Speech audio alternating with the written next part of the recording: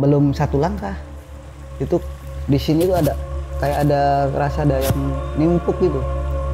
Bek, tuh udah rasanya gelap. Padahal nggak ada orang. Nggak ada orang. Setelah itu saya udah buka mata kan, buka mata itu tahu-tahu udah di barisan jalan setapak, berbaris-baris di jalan setapak. Bismillahirrahmanirrahim. Saya digendong sama satu bapak. Itu saya udah mengenakan apa ya, kayak karung gitu. Total berapa orang yang mencari Mas Eksan saat itu? Setahu saya sih ribuan orang. Ribuan orang. Itu di lokasi kampung saya itu penuh semua orang, penuh orang.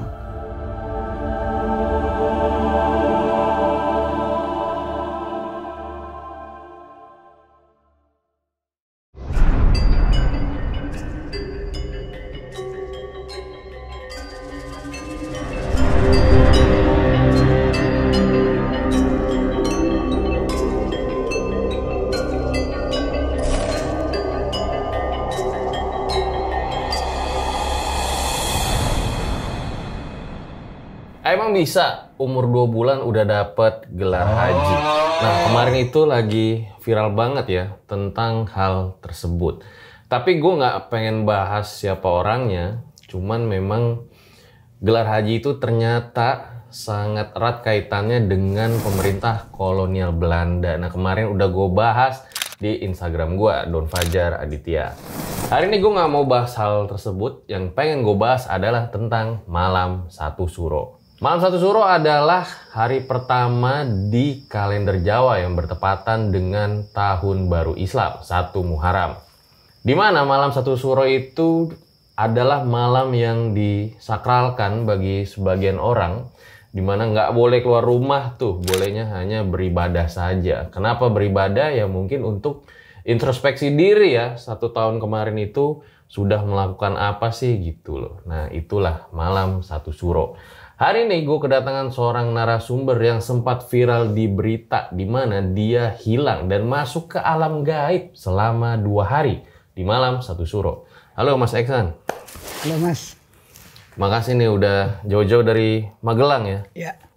Waktu itu viral dan masuk berita dicariin warga, dicariin tim SAR di Malam Satu Suro. Iya benar. Tepat Malam Satu Suro. Hilang 2 hari. 2 hari. Tapi tahu-tahu udah dicariin banyak orang. Iya. Ini kan videonya beredar nih ya Mas. Kita lihat bareng-bareng ya. Ya.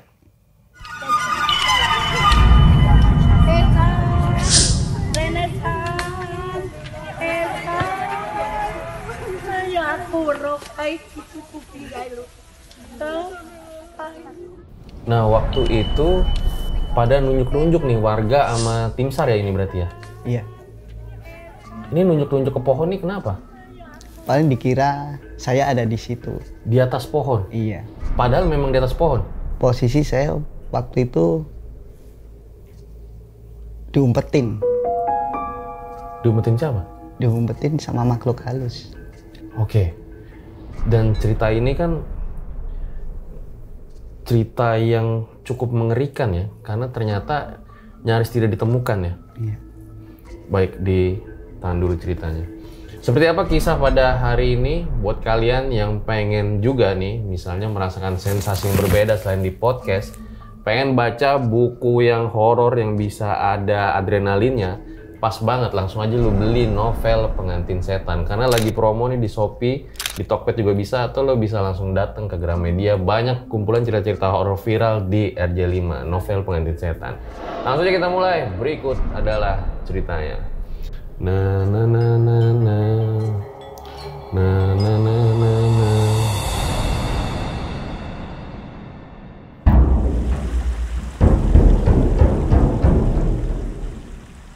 Mas Eksan, boleh diceritain awal mula sebelum hilang tuh seperti apa?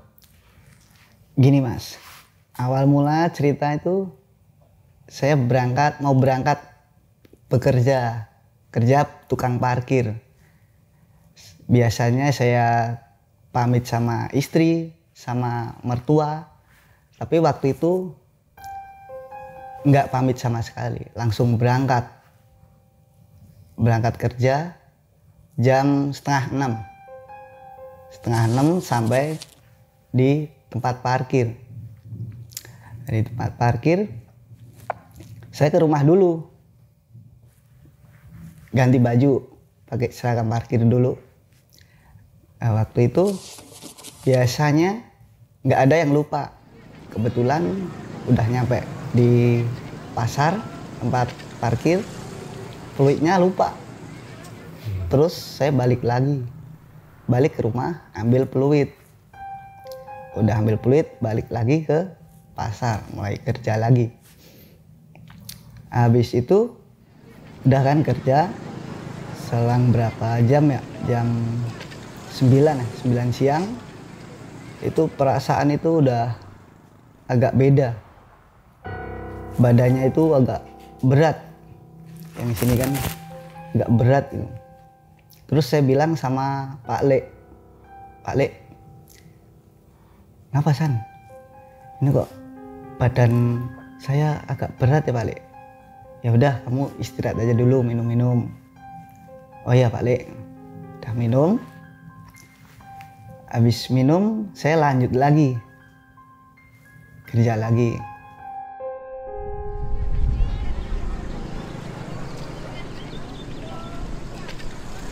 Selesai setengah 12. Selesai kan, parkir selesai. Udah selesai, pulang. Waktu pulang itu udah lepas baju dilepas sama peluit juga. Habis itu hawanya itu udah agak panas, nggak seperti biasanya, hawanya panas, gerah gitu. Saya berpikir, wah ini mandi di kali enak nih, seger. Waktu itu saya pamit sama orang tua, sama ibu. Bu, saya mau mandi di kali ya, soalnya gerah. Oh ya San, tapi jangan lupa nanti ibu diantar ngelayat. Ngelayat di mana? Ngelayat di rumah Mbah meninggal. Oh ya, habis pulang dari kali saya antar ibu ngelayat. Udah, saya pergi ke kali.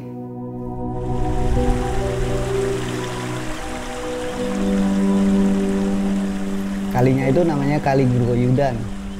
Dari rumah ke kali jauh? Lumayan, sekitar 100 meter.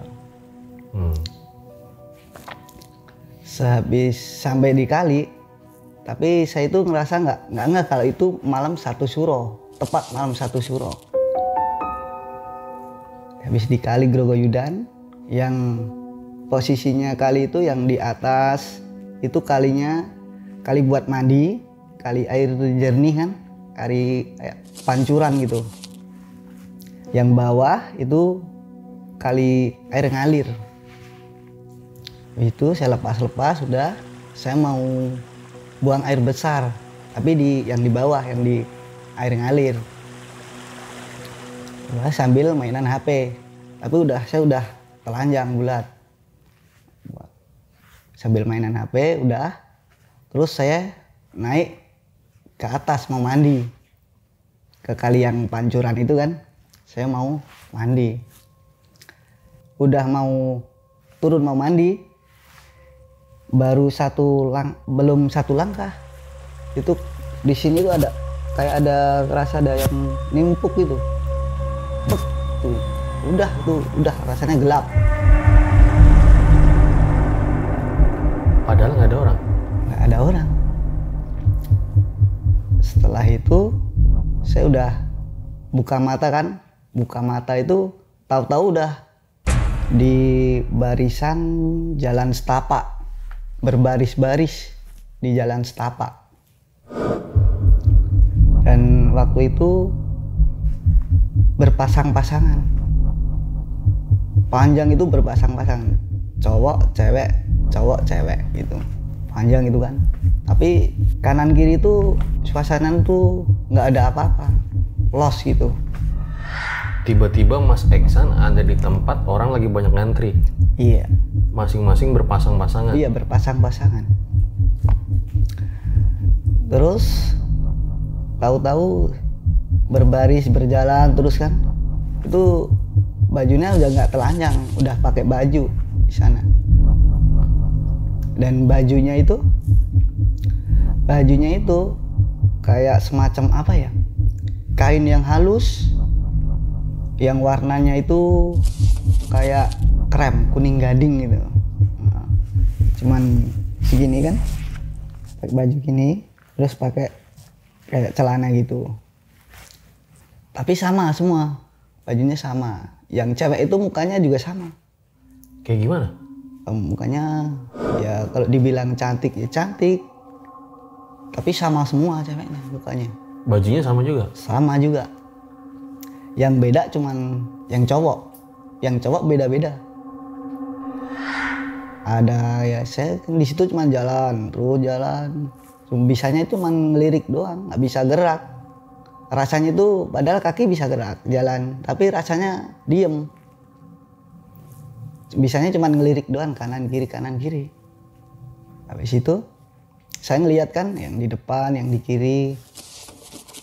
Itu cowoknya itu ya apa ya, kayak ada yang nangis darah, terus ada yang rambutnya putih, ada yang ika, ada yang keriting. Tapi ceweknya itu sama semua, cuman bedanya yang cowok itu agak beda. Tapi yang waktu jalan itu saya mikir sambil teriak kan, sambil minta tolong, karena ini bukan alam saya, ini alam lain ini. Soalnya di samping-samping itu nggak ada yang kenal ya. Terus berjalan terus sambil di dalam hati sambil teriak, minta tolong, minta apa itu. Tolong. Berarti jalan itu nggak mau sebenarnya? Jalannya nih? Kan jalan terus tuh? Iya. Ya pokoknya jalan terus itu. Tapi jalan itu nggak tahu mau jalan arah kemana, nggak tahu. Intinya kayak dipaksa bergerak gitu? Ya itu intinya dipaksa bergerak. Setelah itu jalan terus jalan, tiba-tiba ada kakek-kakek yang nyodorin makanan, kayak bawa daun kayak daun jati gitu, besar tuh kan, dalamnya itu kayak bulat putih itu, kayak kenyal gitu. Perasaan saya kan kayaknya udah capek, udah lemas gitu, udah lapar. Ya udah saya makan aja itu. Saya makan.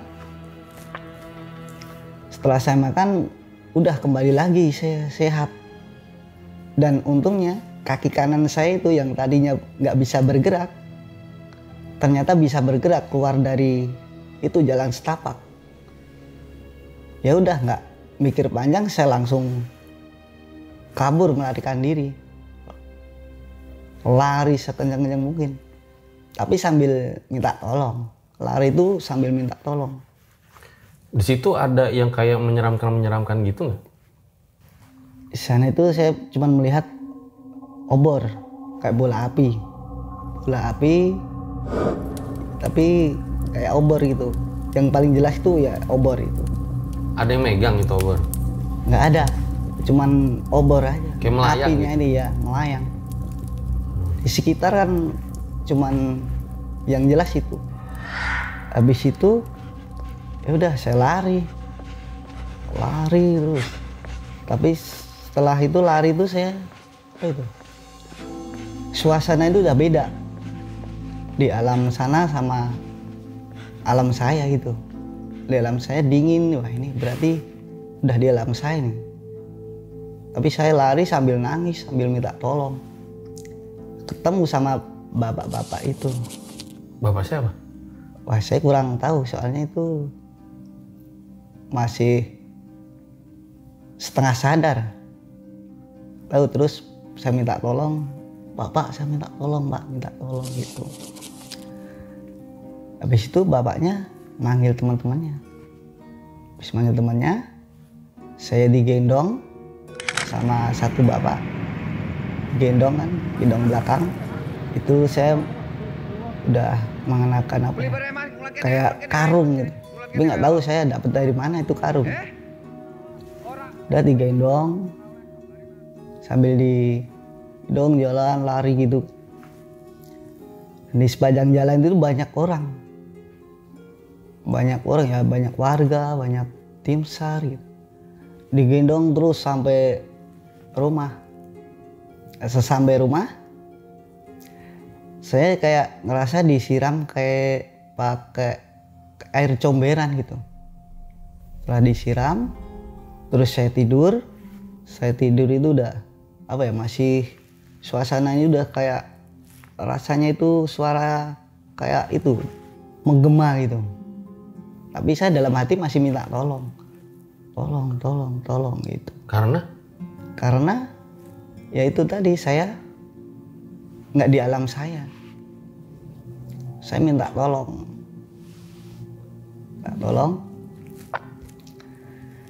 Sudah sampai rumah 2 hari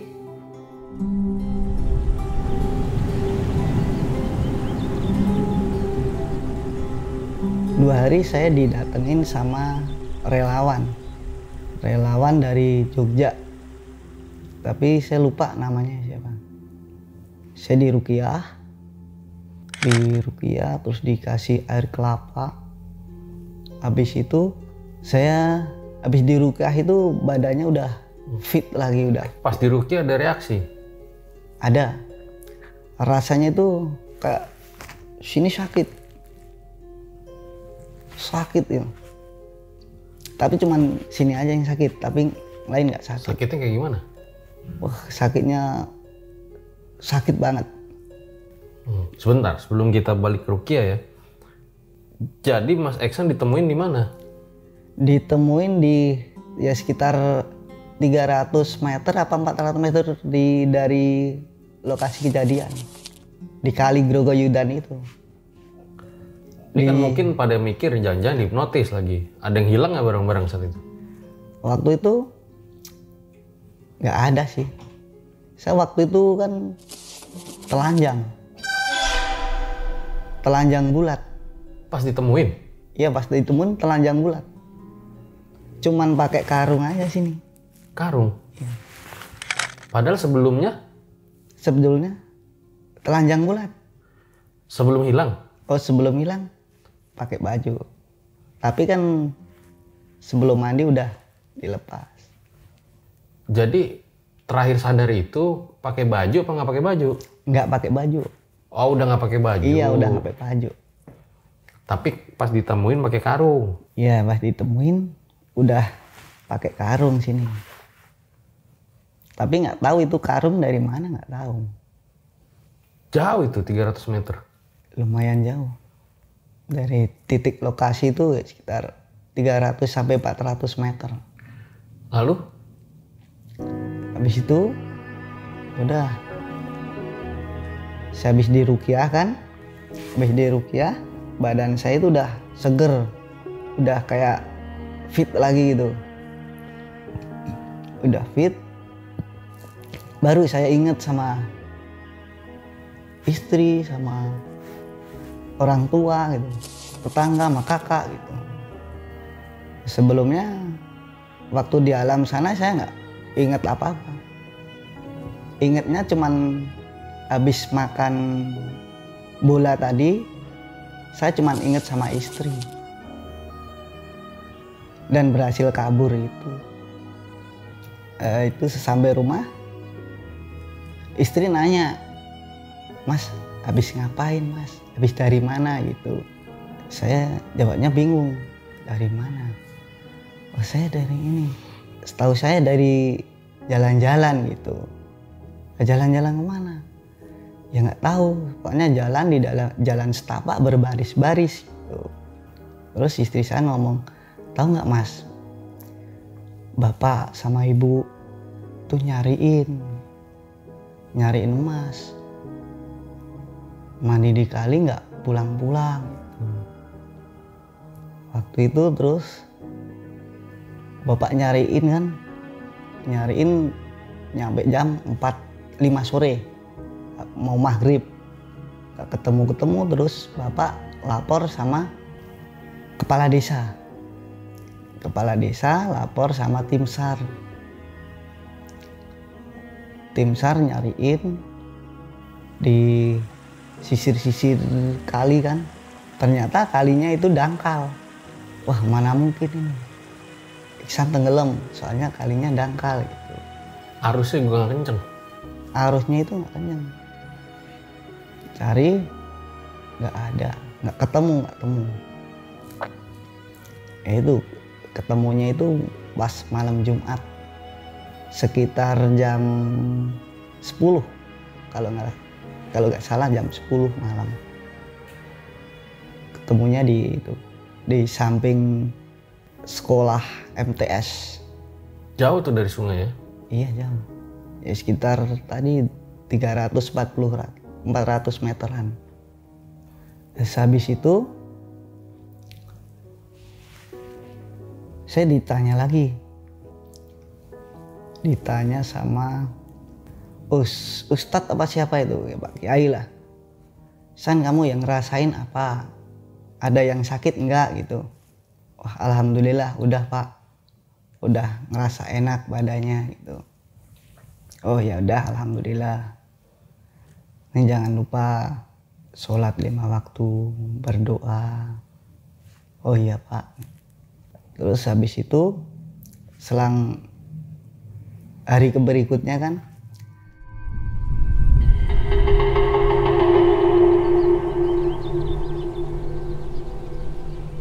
ada bapak-bapak yang nemuin tas di mana saya temukan. Bapak-bapak itu pulang, dibawa pulang tasnya, dibuka, ada HP. HP-nya dibuka, oh ada foto saya. Si bapak itu yang nemuin tas ke rumah, datang ke rumah nyari bapak saya ketemu, Pak nggak leres niki tase Gani Putra nih. Oh iya, itu tas putra saya. Buka, oh iya, saya waktu itu habis sholat. Kalau nggak salah habis duhur apa? Kayaknya habis duhur ya. Sholat duhur. Saya dipanggil. Iksan. Sini ada yang nyariin. Oh iya Pak. Saya duduk. Saya ditanya. Ini bener tas kamu bukan? Iya Pak, itu tas saya. Tapi udah lama. Tas itu udah lama nggak kepake. Dan anehnya di dalam tas itu ada barang-barang yang udah lama hilang. Itu ada di dalam tas semua. Kayak kontak motor, kayak uang koin, uang kuno. Terus ada kartu BPJS. Itu ada di situ semua. Pas Mas Iksan ke sungai itu yang dibawa cuman handphone. Cuman handphone. Nggak ada barang-barang lain? Nggak ada. Cuman handphone doang. Lah kok bisa muncul barang-barang lain? Ya itu anehnya itu. Itu yang pernah hilang lama itu. Ada di situ-situ semua. Malah balik semua ya? Iya. Kalau dihipnotis kadang kan diambil nih barang-barang berharganya gitu ya. Ini iya. Malah enggak ya? Enggak. Habis temu, ya si bapak nyaranin kalau semua itu dikubur aja gitu. Bapak siapa nih? Bapak kandung saya. Oh, bukan yang nemuin handphone? Bukan. Yang nyaranin bapak kandung saya. Ya udah San, ini daripada nanti disalahgunakan orang, mending dikubur aja. Oh iya Pak. Handphonenya dikubur? Kecuali handphone. Loh, kenapa emang? Ya handphone kalau dikubur nggak punya handphone. Ada pengecualian ya. Terus habis itu istri nanya kan, Mas, jangan-jangan itu yang obor-obor itu obor warga yang nyariin. yang nyariin di malam-malam pakai kentongan. Pada saat itu warga tim SAR tuh nyarinya gimana, Mas? Itu nyarinya bule kan, bule, ada bule. Kalau di tempat saya namanya bule. Bule nyaranin nyari pakai kentongan, terus mukul-mukul panci. Itu waktu di malam hari, muterin di pesisir kali sambil mukul-mukul, sambil manggil nama saya, Iksan gitu. Itu jadi nggak membawakan hasil juga. Pas malam Jumat itu baru ketemu jam 10 malam. Total berapa orang yang mencari Mas Iksan saat itu? Setahu saya sih ribuan orang. Ribuan orang. Itu di lokasi kampung saya itu penuh semua orang, penuh orang. Karena rame banget saat itu, jadi Mas Iksan mungkin nyampe ribuan kali ya? Iya.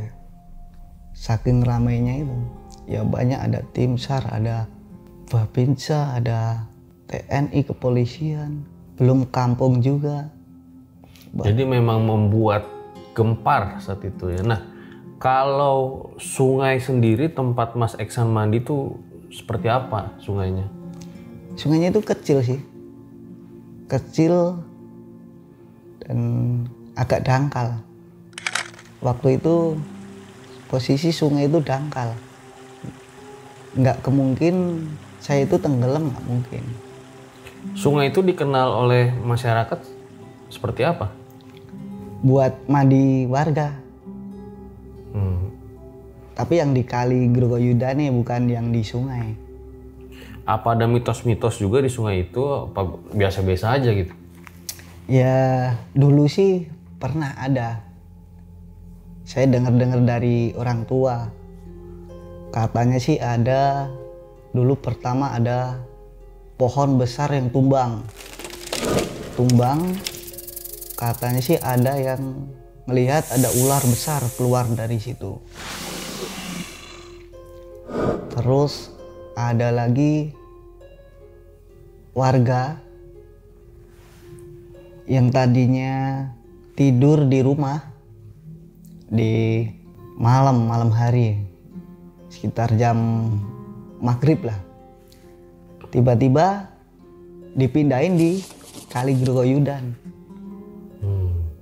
Tapi anehnya orang itu ditaruh di bambu di atas bambu gini.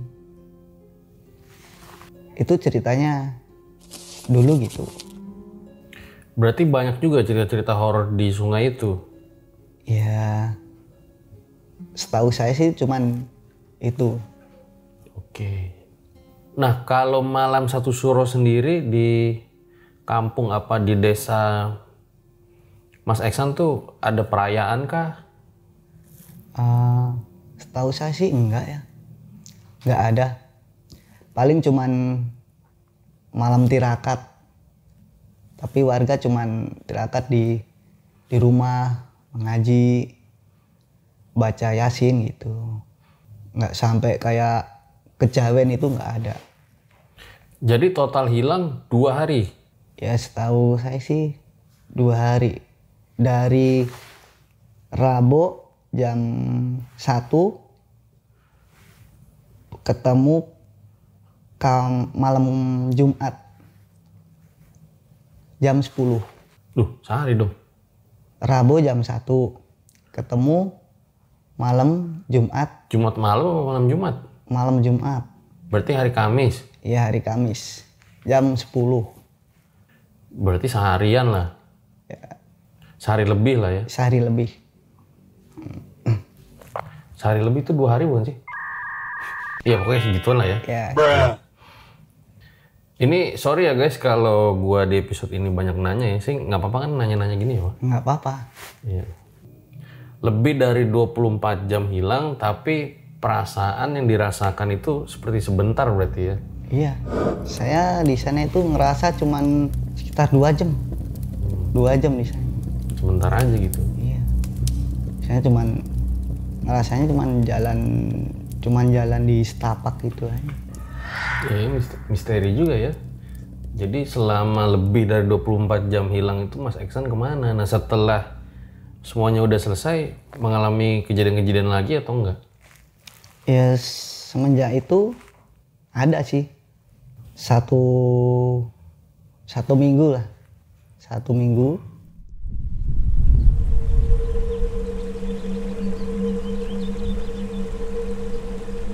Saya udah mulai kerja, aktif bekerja di pasar kan, udah mulai parkir. Saya ngelihat ada di pintu masuk pasar kan, ada sosok apa ya, tuyul lah itu. Istilahnya tuyul mau masuk, tapi dia udah lihat saya dulu, kayak ketakut gitu kan. Saya ambil batu, terus saya timpuk, lari dia. Tuyul itu lari. Sebelum kejadian saya hilang itu, dulu pernah ada warga itu yang banyak kehilangan uang, yang mau belanja kehilangan uang. Di pasar? Iya di pasar. Kan waktu itu saya belum tahu lah gitu, cuman tahu dari orang gitu. Apa iya ya gitu. Semenjak saya hilang itu baru kebukti, baru real nyata gitu. Oh beneran. Tuyulnya kayak gimana penampakannya? Tuyulnya itu ya kayak apa ya, anak kecil, kupingnya panjang, udah itu aja. Dia lari. Pakai celana? Ya, pakai celana. Tapi celananya ya celana pendek. Ya sebesar anak kecil. Udah lari. Terus berapa hari lagi ada lagi ketemu. Pengunjung pasar kan. Pengunjung pasar ada yang ini. Gendong tuyul juga sini belakang gendong. Digendong. Tapi yang punya itu belum tahu saya gitu. Tapi saya udah tahu, udah lihat kan. Terus saya samperin, orang itu saya samperin, Pak, hati-hati ya kalau di sini ya Pak. Saya cuma bilang gitu aja. Terus bapaknya itu kaget. Terus udah balik, udah pulang. Jadi setelah kejadian malah bisa ngeliat hantu? Iya bisa. Sebelumnya nggak bisa? Ya bisa tapi kadang-kadang. Tapi emang sebelumnya sering ngeliat hantu juga? Iya. Tapi lebih tajam setelah kejadian. Lebih tajam? Iya. Di sini ada hantu nggak? Di sini ada di sini. Di mana?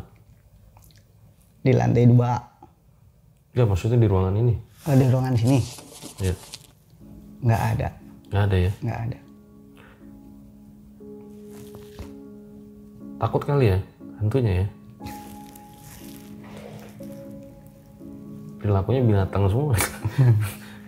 Waktu itu gimana perasaan keluarga Mas Iksan ya pas Mas Iksan hilang tuh? Waktu itu ya perasaannya sih sedih ya. Sedih, khawatir, bingung. Mereka duganya tuh gimana, kemana gitu? Ya duganya sih ada yang tenggelam. Terus ada yang duganya ada yang lagi main gitu. Tapi dari jam 1 sampai jam 5 mau maghrib itu nggak pulang-pulang. Berarti pada mikir tenggelam? Ya. Walau arusnya sama sungainya dangkal? Dangkal. Tapi sungainya pernah banjir? Sungainya pernah banjir, tapi kalau hujan deras. Jadi tukang parkir udah berapa lama? Ya lumayan lama. Sekitar dari 2007. 2007 udah lama ya. Dari sekian banyak profesi gitu Mas, kenapa kok milih jadi tukang parkir gitu? Ya pertama tuh nggak ada modal, tapi dimodalin. Tukang Nggak ada modal, tapi dimodalin. dimodalin siapa? Yang parkir, pengunjung parkir gitu. Oh iya. Parkirannya motor, mobil? Motor, parkiran khusus motor. Pernah ada nggak sih kasus kejadian motor dicuri, dirampok? Ya, alhamdulillah sih nggak ada. Ada aman. Aman ya? Iya aman. Tapi ya selalu waspada. Ya kan. Ya udah Mas Eksan, makasih ya udah datang dan bercerita di RJL ya. Iya mas, sama-sama mas. Waktu itu viral banget berarti di kampungnya ya? Iya, viral sampai capek jawabnya. Jawab siapa? Ya coba setiap ketemu warga. Ditanya gitu? Iya ditanya. Banyak yang minta tanda tangan? Nggak ada. Nggak ada. Minta diparkirin berarti? Justru itu parkiran rame. Buat nanya? Iya. Oh, minta wangsit ada? Orang minta wangsit ada? Nggak ada. Nggak ada. Pangsit ada ya? Oke, makasih Mas Eksan ya. Ya. Nah itu dia guys, kisah orang yang hilang di malam satu suro. Nah kalau menurut kalian gimana tuh? Ada mitos jangan pergi atau keluar ketika di malam satu suro? Boleh banget komen di bawah. Gue Fajar Ditya, RJ5 undur diri. Urip, iku, huruf.